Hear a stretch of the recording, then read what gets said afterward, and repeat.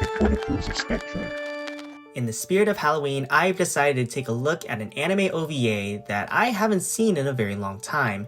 Back in 2014, I was just about to get into the realm of anime, and it just so happens that on YouTube, there was a 4-episode OVA series that I was super curious about, all because it was based around a game that I happened to not only be familiarized with, but also became a fan of, and that was Corpse Party Tortured Souls.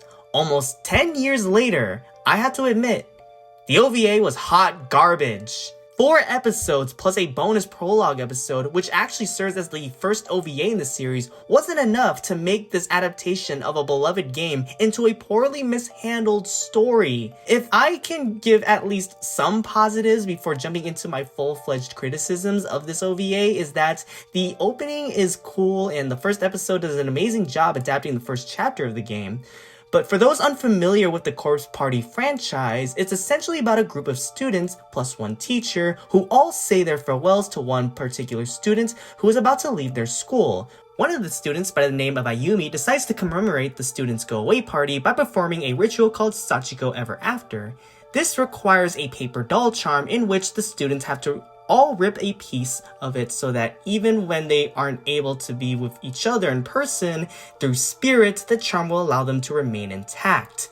And like most horror stories, this of course backfires, and the group are then transported to an alternate dimension, a school haunted by various ghosts, and the place riddled with blood and corpse.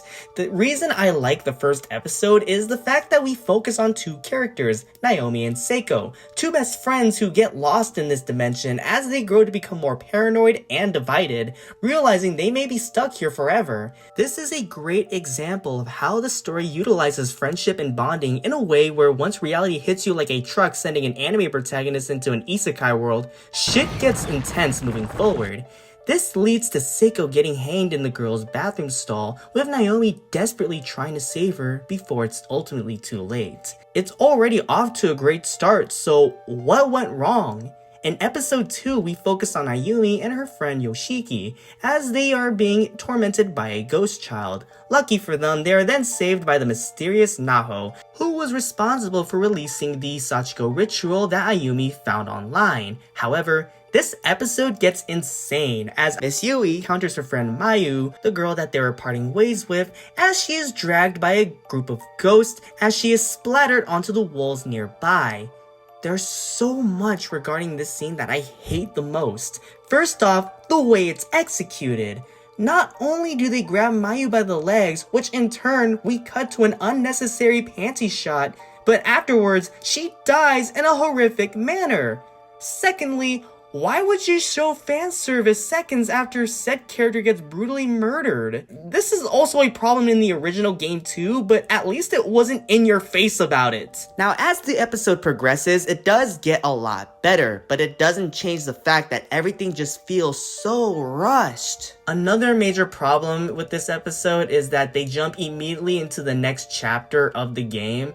Not only does this take away any form of pacing and development between the characters in the story, but it feels like an excuse to do so just because of the fact that people who've played the game previously don't need any context nor substance to this adaptation that they're watching, which even though that may not have been the intention, it does feel like that, and we will continue to see that get evoked once we get into the next episode.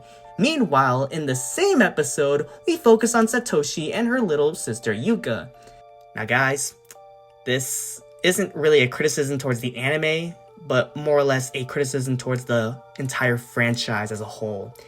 You see, I fucking loathe Satoshi.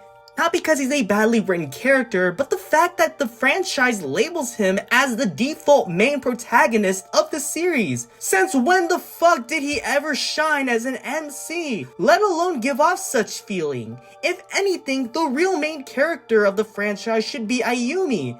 Not only she's on the front cover of the OVA for God's sake, she's super important to the overall narrative, and not only the first game, but also the sequels. That's like saying that in the Alien franchise, the main character wasn't Ellen Ripley, but Bishop.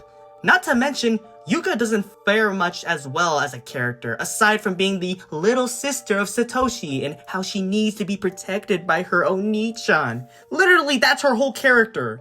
When we are then introduced to the character Yuya, he tries to protect Yuka from a crazed and far gone Sakutaro, and kills him in the process. Afterwards, he instantly declares Yuka as his little sister. These characters are so one-noted. And so we now move on to episode 3, and I gotta say, this episode is probably the reason why I hate this OVA. Not only do they kill off Yoshiki, but they also kill off Yuka. Look, I didn't give a shit about her character back then, but if this is how she dies, I'm sorry, they did a piss poor job at making me care about her death. Same with Yoshiki, who I was surprised they killed off in this adaptation. There is a difference between subverting expectations and being disappointed that a character had to get axed off in a poor fashion. Yoshiki's death was pointless. It was pointless because it didn't feel earned. Yoshiki put his life on the line to save Yuka, this causing him to die a hero's death. However, it didn't even matter because it's already too late. Yuka is already dead. Not to mention, in the OVA, it really shied away from probably the best part of the game, which was the dynamic between Yoshiki and Ayumi. Sure, we get a little bit of it, but it just didn't hit right. Yoshiki is the bad boy and delinquent, whereas Ayumi is book smart and takes herself seriously. Seeing those two interact and utilize their strengths is what makes them super complex and interesting. However, just like what I explained earlier in this video, this OVA only exists for people who already are fans of the franchise. With context in mind, who cares about character development? As long as you know who Yoshiki is, his death will mean a whole lot to you. At least according to the goddamn writers of this OVA. Aside from this episode's major flaws, I did like how they handled the brutality and horrors of the backstory involving Sachiko. It was really well done, probably in my opinion, done better than how the game executed it, since we actually see the whole ordeal play out for us on screen. But it didn't salvage this episode by the fact that those two major character deaths really irked me. And now, we're finally on the final episode of this OVA series. We now have 3 survivors, Ayumi, Naomi, and him. And now these 3 begin to realize the mystery behind Heavenly Host and Sachiko. And oh my god, I forgot about the teacher Miss Yui! Okay, maybe we'll get to learn more about this version of the character. What the fuck?! This is some bullshit! I can't take it. I can't take it any longer. They killed off Miss Yui in the most anticlimactic way possible. Like, I'm sorry that I'm this angry about an adaptation, but holy crap, what went wrong? We didn't even learn anything about this version of the character. Miss Yui is probably another favorite character of mine in the franchise because she's not only the only adult main character in the series, but we learn about her strengths and struggles as a teacher and how that pays off in the end of the story. In the game, Miss Yui literally sacrifices herself to save her students, doing one final good deed as a teacher whose mission was to always be out for her kids and to give them a path to walk through. But no, instead, she gets decapitated by a plank of wood. If I died like that, someone better give me an instant redo. So afterwards, Ayumi defeats Maho, they stop Sachiko, and the school begins to collapse. Their only ditch effort is to now use the charm and wake up back into their home dimension. And this is finally where the anime broke me. Ayumi and Naomi all wake up back home, only for each of them to realize that Satoshi is not with them. Instead, his severed arms are the only thing that remain of him. And then we get a post-credit scene in which Naomi is now broken herself, as we hear her mother talk on the phone about how her daughter is somewhat not herself anymore, as the OVA officially ends. This is probably the worst ending I have seen in any form of fiction, ever. In the original game, not only do the 3 characters get to live happily, but also Yuka and Yoshiki survive too. I remember when I first watched this OVA, I thought the deaths and the reason for why it ended the way it was because the OVA only adapted the bad ending paths for the game. But little did I know I was completely wrong about that. Like, none of that was ever present in the original game. I honestly feel like whoever adapted this story didn't love the original game.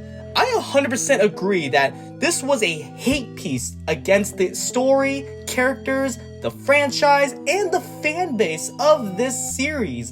And not to mention, this isn't the only adaptation Corpse Party had. There's 2 live-action movies that came out years later, and while I haven't seen them myself, I've heard they are much worse. So, you know what? I've learned from my mistake. I am not wasting time on any Corpse Party adaptations. I'm just gonna stick with the games. I'd rather play Blood Drive than to relive the experience that I had with this OVA. I completely understand wanting to change things from the original story, but the decisions have to be good. Not to mention, it's only 4 episodes long. That's not enough to tell a story that was probably meant to be told in 12 episodes. If they did that, they could have at least adapted the scenes involving the characters and their backstories. Of course, there was that other OVA that does cover some form of backstory with the characters, but still, it doesn't change the fact that this whole series could have benefited the usage of backstory and character development. Why should I care about this version of Ayumi when the only reason for her existence is because I knew her from the game? Corpse Party is such an amazing horror game that, while niche to some people, really deserves its flowers as a unique and original horror game.